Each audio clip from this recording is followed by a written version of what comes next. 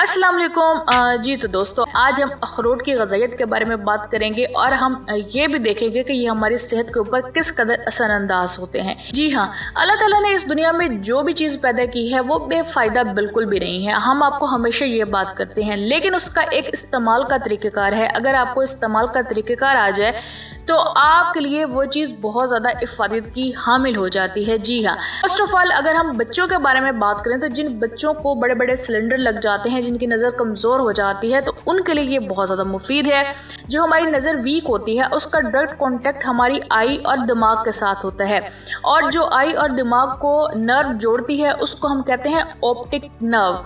जो optic nerve में जब खुश्की आ जाती है तो हमारी नज़र जो है कमज़ोर होने लग जाती है। तो खुश्की को ख़त्म करने के लिए हमें क्या करना चाहिए कि हमें डेली बेसिस के ऊपर एक अखरोट का इस्तेमाल तो लाजमी यूज़ करना चाहिए।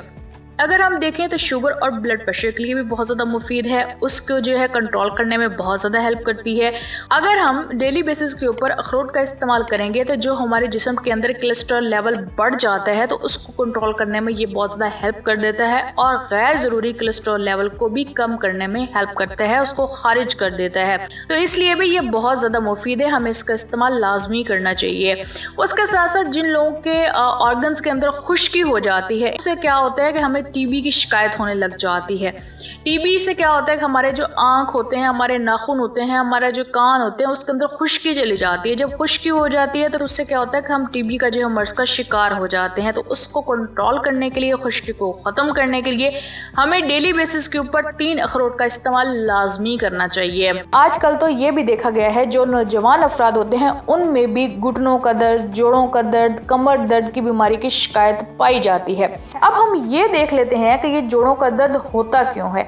हमारे जिस्म में जो हड्डियां होती हैं, हड्डियों के अंदर ग्रीस पाई जाती है। हमारी हड्डियों के अंदर, जोड़ों के अंदर जो ग्रीस होती है वो उसका लेवल कम होने लग जाता है, तो उससे क्या होता है कि ये दर्द की शिकायत होने लग जाती है। तो इस ग्रीस को हम दोबारा से अगर फिल कर देंगे, इसको अपनी जगह पे वापस ले आएंगे तो हमारे जोड़ों का दर्द कम हो जाएगा, हमारे कमर का दर्द भी कम हो जाएगा। इसको नेचुरल तौर पे बहाल करने का तरीका कार क्या है कि हम डेली बेसिस के ऊपर 3 अखरोट खाना शुरू कर दें। जी हाँ, अखरोट के अंदर ऐसे विटामिन और मिनरल्स पाए जाते हैं जो कि हमारी सेहत के लिए और हमारी हड्डियों के नशोनुमा के लिए बहुत ज़्यादा मुफीद हैं, और ग्रीस भी पैदा करने के लिए बहुत ज़्यादा हेल्प करते हैं।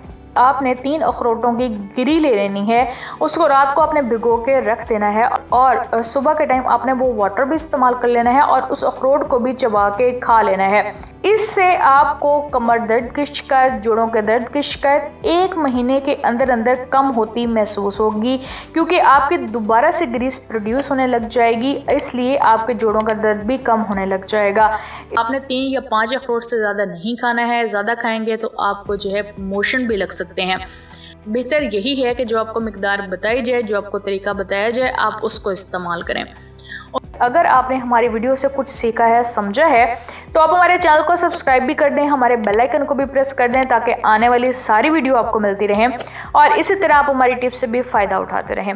चलें जी, हम आपको मिलते हैं अगली वीडियो में नए टॉपिक के साथ। तब तक रब रखा एंड अल्लाह हाफिज़।